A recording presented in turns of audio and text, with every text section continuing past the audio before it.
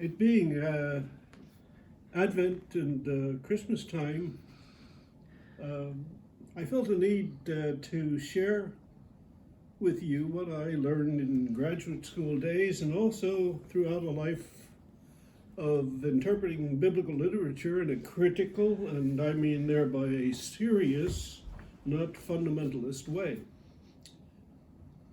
So let me begin by talking about the origin and nature of the birth narratives in the Gospels, and asking the question, how come the Gospel of Mark, which scholars agree was the first Gospel, does not have an account of the birth of Jesus, while the later Gospels of Matthew and Luke do, and each of them quite different. For one brief example, Matthew has Joseph and the Magi, while Luke has Zachary and Elizabeth, a notable difference. But take any prominent figure, let's say Barack Obama, a two-term president of recent times. Initially, we focus on his adult presence, deeds, and impact on society, things that made him prominent. And it's only later that one wonders, what was he like as a child? When was he born? Where? What were the circumstances? Who were his parents? And so on. Our interest in the person's past usually awakens after we've learned so much about his later rise to fame or notoriety. The same applies to Jesus. Initially, both during his adult life and after his death, Jesus attracted widespread attention. Events of his adult life, his parables, his unjust execution, his appearances as remembered by his disciples, his concept of God as grace, mercy, love. These preoccupied his adherents and caught the curiosity of others, so that by 64 AD, about 35 years after his death, whoever Mark was gathered much of what was known about his career and his mission by way of oral tradition, preaching, and codified it into his gospel, which was the first of the four.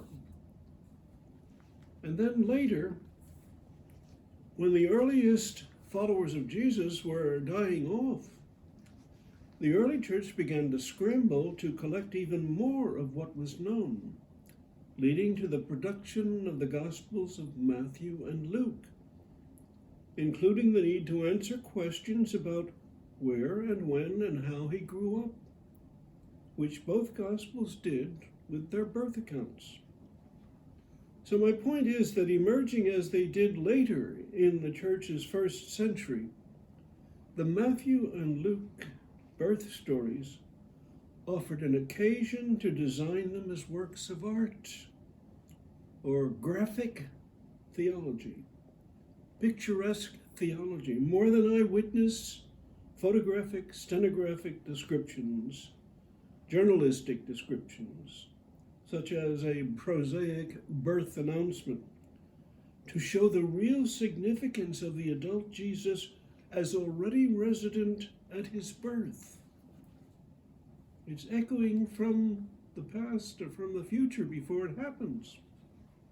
For example, resonating with the momentum of the Old Testament, which he had come to fulfill. So that, for example, in Luke, the aged figures of Zachary and Elizabeth are a clear reflection of the aged Abraham and Sarah of Genesis. The parents old, the wife barren, which is a poetic way of saying that their son, John the Baptist, in his birth was in continuity with the divine interventions of the past, another turning point in salvation history. Also, we are aware of contemporary Jewish legends that spoke of astrologers anticipating the births of Abraham and Moses and warning their rulers who undertake to find and slay them only to be thwarted by God's intervention. I mean, even in the book of Exodus, we have the story of Moses, being placed by his sister amid the bulrushes to escape the persecution of Pharaoh. The birth narratives of Matthew and Luke were also composed as a forecast of both the wonderful and tragic nature of the future years of Jesus' career as he becomes himself the crucial turning point in history. In other words, we're anticipating what's going to happen retroactively. Once we see beyond the literal reading of these stories, thanks to the early church's dramatic approach, they can phase into having a mirror effect on you, the reader. By that I mean, as they open up, as does the curtain of a theater, revealing a three-dimensional stage, they challenge you to enter the stories yourself as pertaining to your own birth. They are a reflection of something about you at your birth. They reveal yourself to be more than your name, rank, and serial number, but as the Christ you are meant to be, as expressed by St. Paul when he dared to say, "I live, now not I, but Christ lives in me." So let's get into the text, since it's three-dimensional. I remember as a boy going to a film, let's say The Fighting 69th, about the New York Irish Regiment in the First World War. James Cagney, the whole Irish mafia, Pat O'Brien. I sat through it 3 times one afternoon, and even after I left, I was prancing home to the tune of Gary Owen all the way. I was still caught up in the film, even though I had left the movie theater behind. I was taking it with me. We tend to carry stories with us, or they somehow capture us and take us with them, either way. We read a document, whether as printed on a page or displayed upon a computer screen. We place it at a distance from our eyes. We read it as flat, as two-dimensional, even though the document may be describing, as in a novel or history book, a spatial setting. For instance, about a man described as standing in the foreground, but taking in a distant mountain range in the background. The image remains flat. The same may be said about films we watch. We sit there in a dark theater and gaze at a huge white rectangle called a screen. The camera projects photographed images on the screen, for example, episodes from Gone with the Wind. Unlike the writing on the page of a book, the images on that screen do move, and create the illusion of going great distances, which is why we call them movies. But in fact, they remain two-dimensional. What I want to stress is the letters, the words in a book, and the images on a movie or TV screen are always over there while we are over here. If we were to go up to the movie theater stage and try to step into the filmed action, we would be rebuffed, compelled to keep our distance. We wouldn't be able to step into the action, into the experiences, become the characters. Many people read biblical books that way. They take the words or episodes as flatly imprinted on a two-dimensional page. They read scripture and literature in general from outside the text and even farther away from the events of the text. For instance, if the text is about Noah's flood or Romeo and Juliet, that's where Noah's flood and Romeo and Juliet remain, thousands of or hundreds of years ago in landscapes long gone. We watch what's going on and maybe even experience something about it, We may be moved by a word or an episode, but still at arm's length. We are outside the picture. We are here and now, not there and then, as is a character in the story. Yet within the last century, scholars of literature have recovered that ancient way of experiencing, not just looking at a page, an episode in a novel, not just reading. To them, the written work has a depth dimension. To understand and to know what the story offers you is to become the story.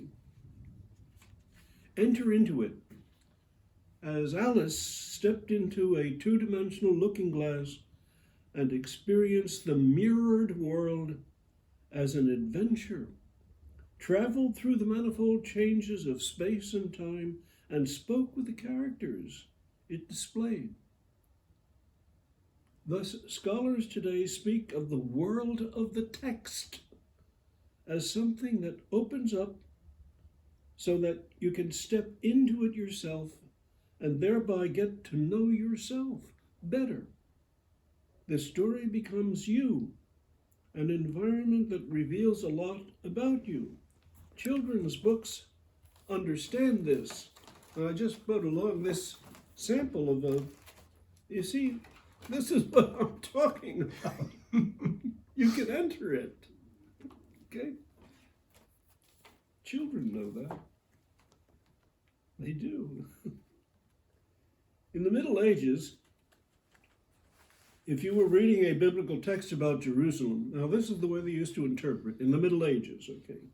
And before that, interpreters would tell you it was not just about the actual, now this is a biblical passage about Jerusalem, okay? They would tell you it was not just about the actual literal city of Jerusalem long ago. It would have a depth of reference threefold deeper than it looked. For instance, you take the prophecy of Isaiah in chapter 62, verses 1 to 7.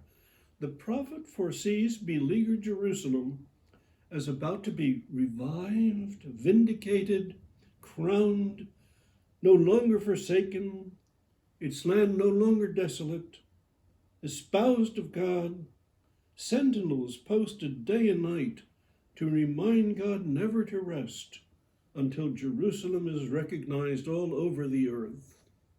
A large bit of poetry there. Hopeful poetry.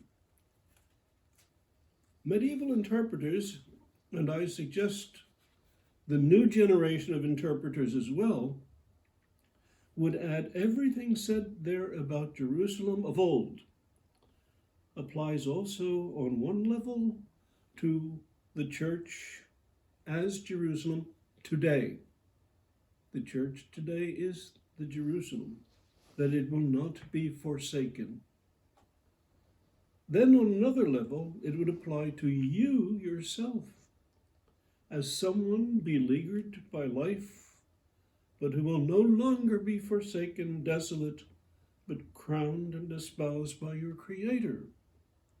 And finally, Jerusalem, so described in Isaiah, becomes a forecast of humanity's destiny, the Jerusalem to come, which is so beautifully described in the book of Revelation as a city, a world where tears will be wiped away and all things will be made new. Jerusalem as a type becomes not only threefold in depth, but also threefold over time, as past, present, and to come. There's a continuity in this thing we call Jerusalem, conveyed while widened as to its reference, okay? The words are read as sacramental, possessed of a fluidity like the waters of baptism, into which you can be immersed and from which you can emerge as a new being. Words that have become more than past or just informative. They become words with power, empowering you. So why don't we try getting into one of these birth narrative texts, okay, as I've been describing. Having said that, and what the Advent, Advent having arrived, I wrote this some time ago, but it's already here. And later the birth narratives of Matthew and Luke, okay, I'd like to introduce you to this way of reading Scripture, and first to Matthew's infancy account. Later, at another time, maybe late December or in January, we can do the same with Luke's account, which isn't the same as Matthew's, except in exhibiting a power of its own. Experiencing Matthew's first chapter of the genealogy of Jesus. You know, Abraham begot Isaac, Isaac begot Jacob, Jacob begot Perez, and so on. You know, it runs all the way through monotonously. Okay. Realize that you yourself have descended from generations long past, countless since the origin of human beings, indeed of the denizens of animated beings that preceded our species. Our human way of existence and mind and imagination and creativity, the marvel that we are by our very nature. So much for your evolution and your genealogy. You need to think about that sometimes. But now as you become the Joseph of Matthew's narrative, you're hesitant to believe that there can be anything special about you. Sometimes we're brought up that way.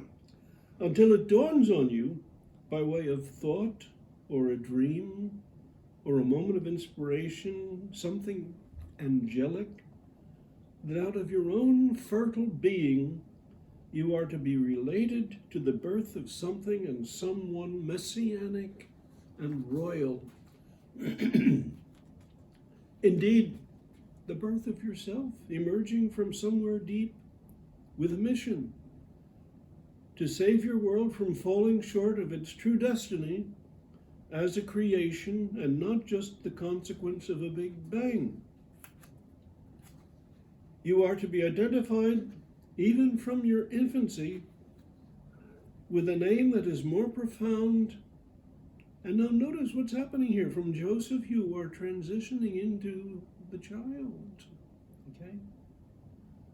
A name that is more profound than whatever name a census can give you, or your birth certificate.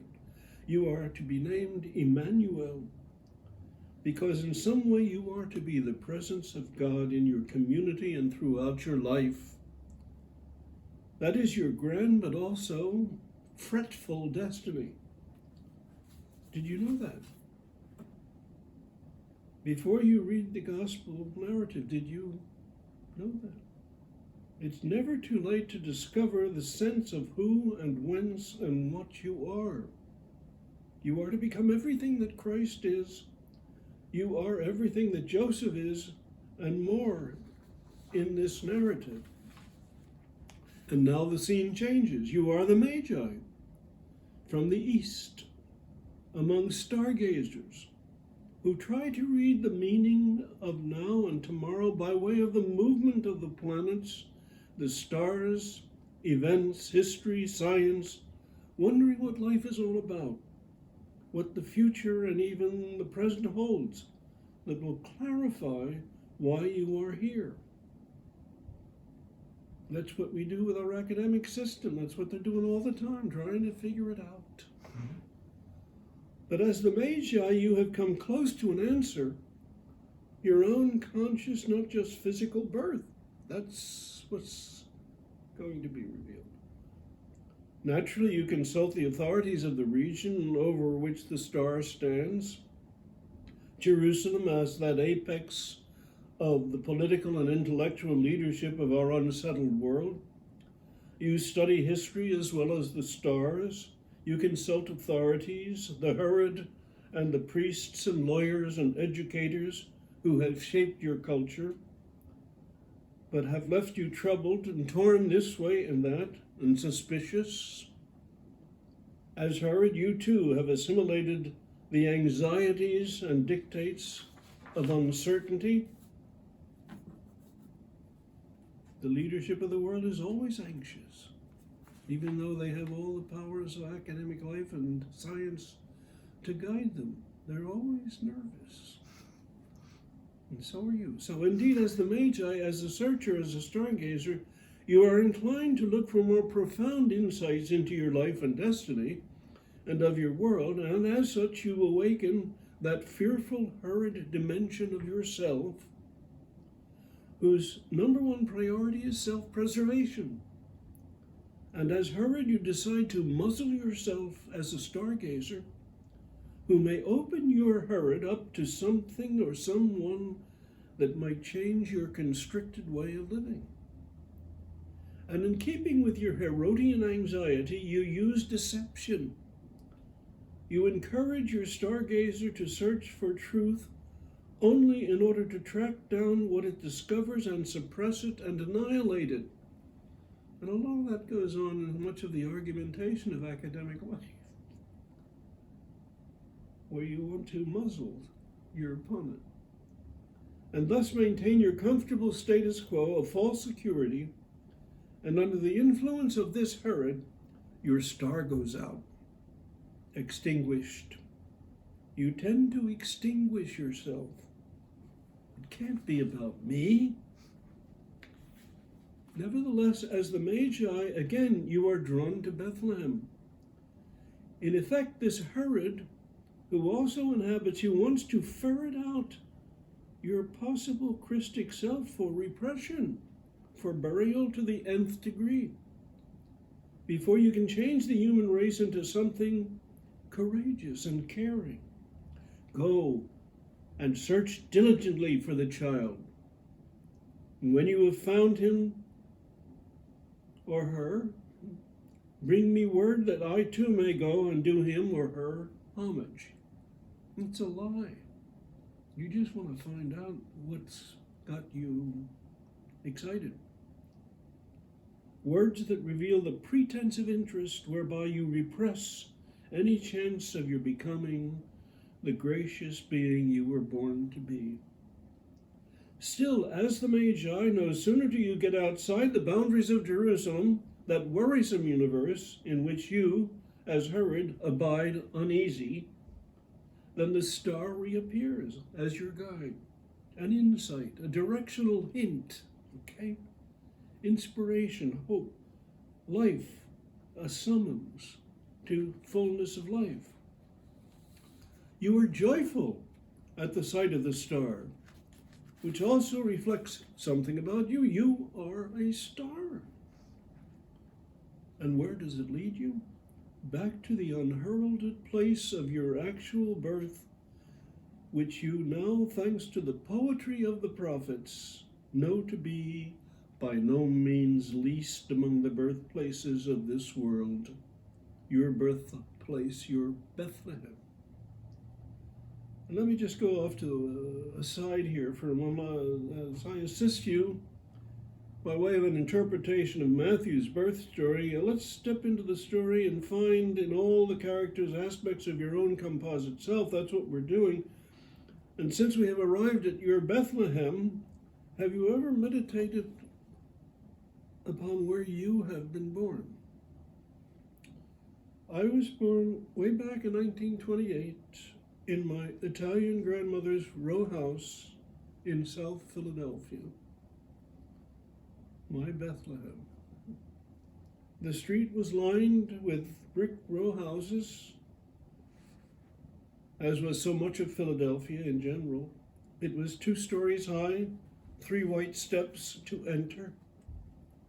My mother was still conservative enough to trust only her mother as midwife, not the hospital. My first crib was a wicker-clothed basket.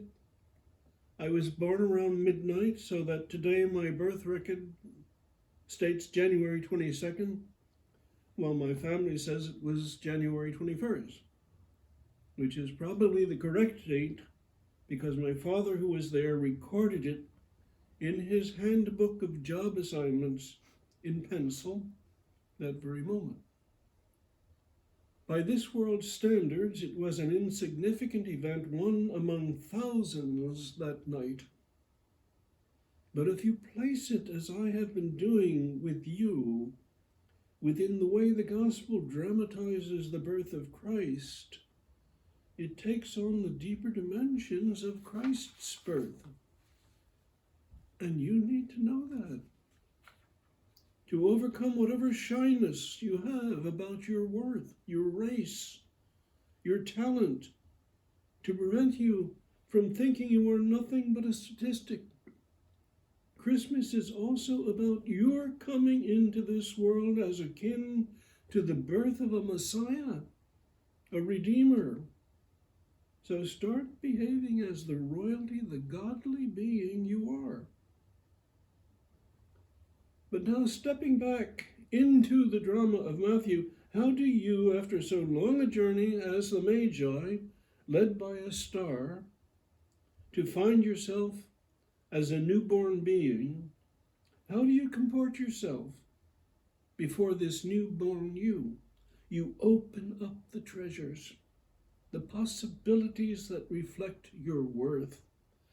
Gold, durable, malleable, reflective of light, weighty with worth, aromatic, frankincense and myrrh, a fragrance issues from you as from God's own breath. But you realize in a world ruled by Herod, even you as Herod, such a presence must be suppressed. You're bound to start repressing yourself. And you must find elsewhere to survive, so you go undercover. Hide your true identity. Get lost amid the idols of Egypt.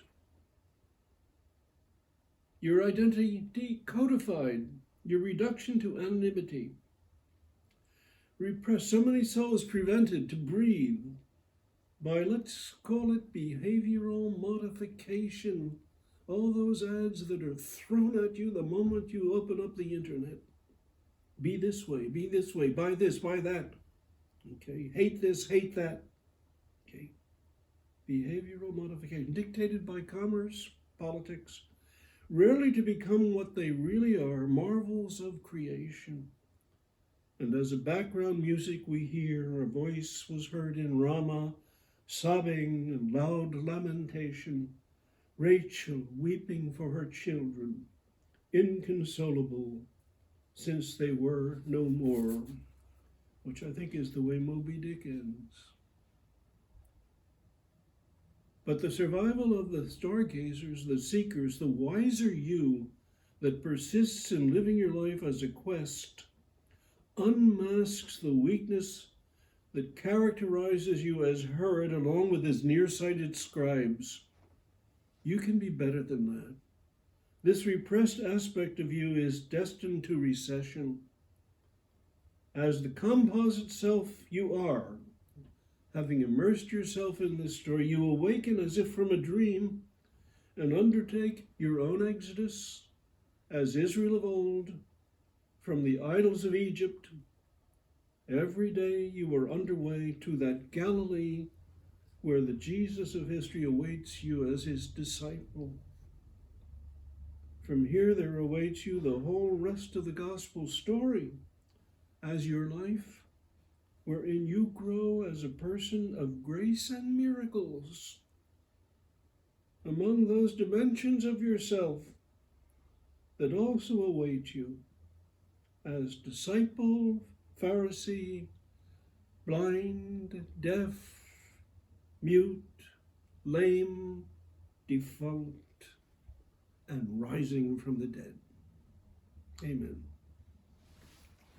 Thank you, Geoff.